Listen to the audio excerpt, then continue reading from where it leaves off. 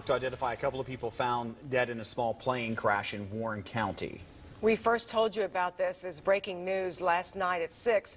Crews worked well into the night picking through the wreckage. 9 on your sides, Brianna Harper joins us with a look at what's next in the investigation. Brianna? Well, Julie, today members of the National Transportation Safety Board plan to return to the crash scene, but it will be no easy task.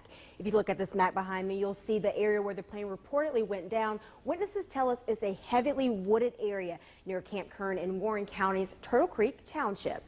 Now, the crash scene is so remote, our news crew last night wasn't able to even get close to it. First responders had to use ATVs and boats to access the wreck near the Little Miami River. Officials say the wreckage was still burning by the time they got there. They found 2 people dead. Now, those victims have not yet been identified. 9 on your side talked to a witness about the difficult path to reach the wreckage.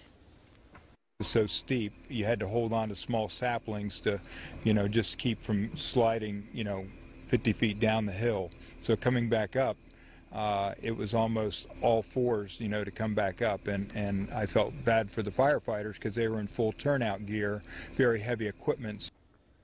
Now, again, the cause of the crash is still under investigation. Authorities are working to get the plane's tail number to find out who owns the plane, where it came from, and where it was headed. And of course, we'll bring you the latest updates as soon as we learn. Where is he hiding? Tonight, the hunt for an escaped prisoner considered very dangerous. Rodolfo Avalos last seen near Old Town Scottsdale carjacking a woman. ABC 15's Noelani Graff is live on this story tonight at Drinkwater in Osborne and Nohe. You're learning that this guy already has a pending criminal case. Yeah, so he was arrested just last month, suspicion of selling drugs, posted bond, and then this morning he ends up back in handcuffs in this hospital, runs out still wearing them, but police hope to fit him with a new pair soon.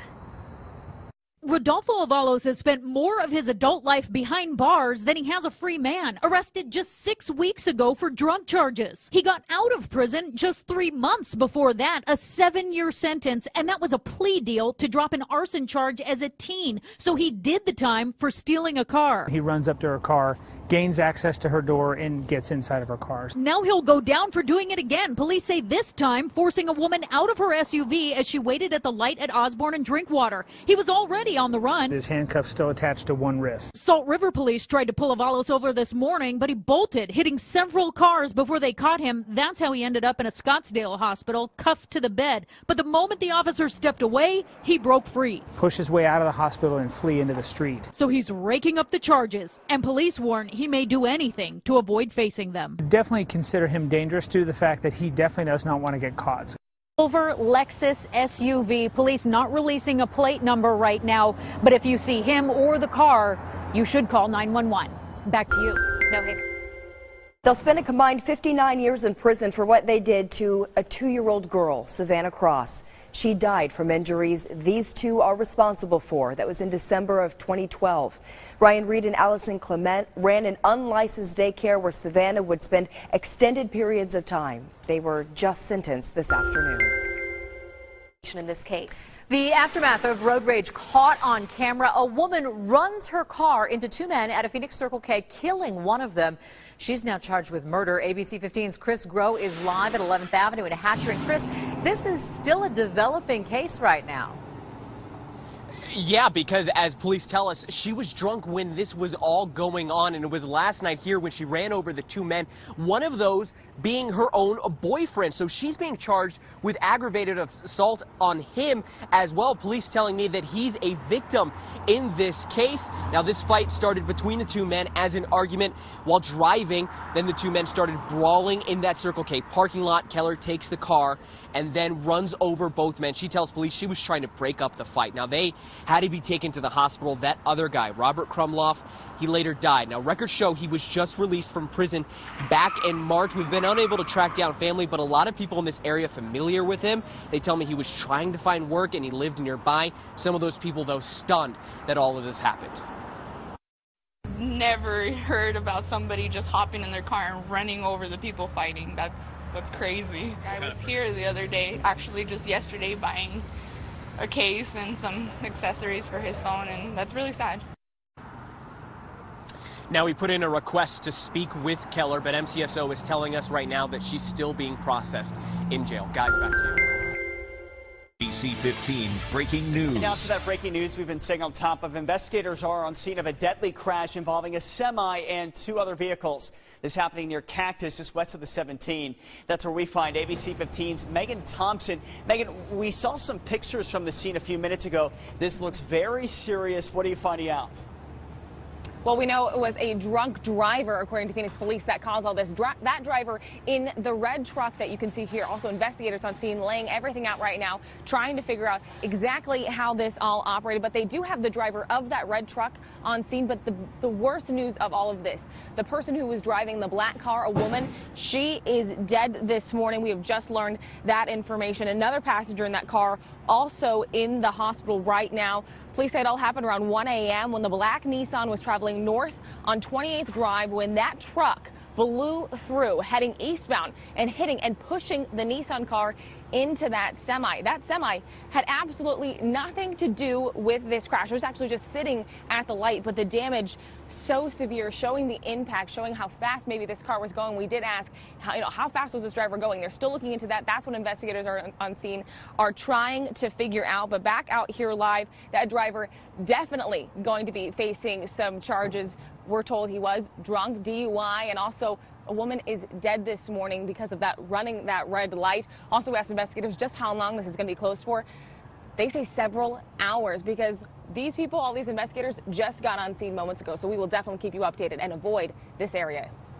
Megan, a tragic situation all around. Thank you for that. Meantime, 15 breaking news. And we have those breaking stories for you right now. We start in West Phoenix, a helicopter spotlight, part of the search for 2 carjacking suspects. This is near I-10 and 27th Avenue. We dispatched our crews as soon as we got word. Police say a woman tricked a man, which allowed her 2 accomplices to take a car at gunpoint. ABC 15's John Erickson with an update on the scene near 27th Avenue and the I-10. And John, what can you tell us? What's the latest out there? Stephanie and Kim, right now the search is going on in this area for 2 men who carjacked another man tonight. As far as the car that was carjacked, here it is, this white Mercedes right over here. Police say a man was in that car in a bank when a woman distracted him, tricked him somehow, and then 2 men popped out of nowhere. They were armed. They took the car and off they went. They ended up bailing out of the car right here. Police still searching for them at this hour.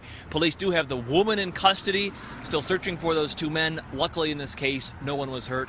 We'll update you as we learn more, guys. John, thank you. Next, Air 15. In Scottsdale tonight, we captured the response here with the help from Air 15, but we are waiting for calls back at this hour on exactly what happened. And we covered this one live during our 6 o'clock newscast. Trouble during takeoff in Mesa and a small plane doing a minor nosedive at Falcon Field. Fortunately, didn't go belly up and the pilot got out of the cockpit just fine.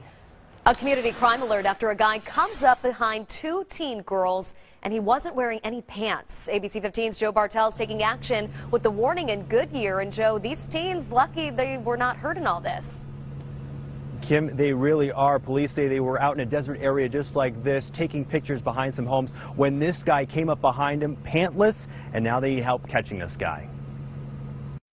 Right around sunset, October 12th, 2 teen girls about 15 and 17 are in this secluded desert area taking some snapshots. What caught our attention was that my husband noticed that there was it looked like a nice, expensive camera right there on the sidewalk, and it was probably about 100 yards away from them. Monique Marez and her husband Eli saw the girls in the dusty desert. They thought it was a little odd. We got out of the car and I motioned to them and they said, yes, that's our camera.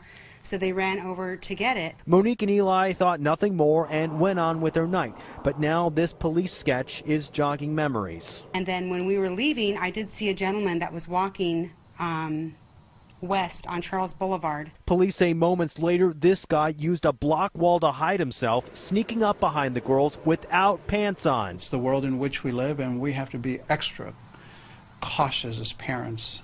The flashing happened just feet away from homes and a park. Neighbors are now on high alert, watching and waiting for this guy to show up again. The girls told police they were being watched by this guy. Police say he's a white guy, mid-40s, about 6 feet tall, and he has gray hair, and he was last seen driving a newer model black crossover type SUV. If you know anything about this, call Goodyear Police right away. Back to you.